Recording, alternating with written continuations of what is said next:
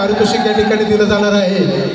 त्यानंतर 7 थरचे गोविंदा पथक पूर्णपणे या ठिकाणी लावतील।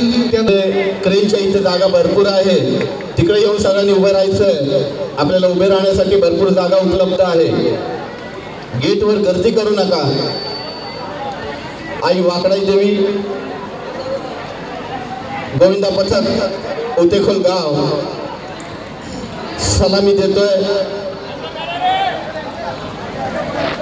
प्रत्येक गोविंदा पथकाला 3 चान्स राहणार आहेत सलामी देण्यासाठी आणि फायनल साठी 2 चान्स राहणार आहेत।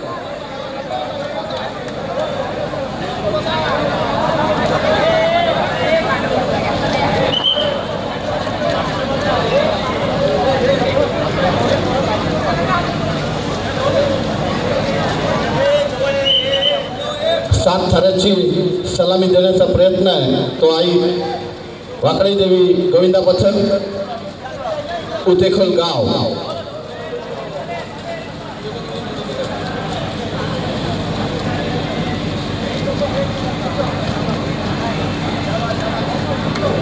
सात थराची सलामी देण्याचा प्रयत्न होतोय तो आई वाकडाई देवी गोविंदा पथक उतेखोल गाव आणि ही यशस्वीरित्या सलामी देतोय तो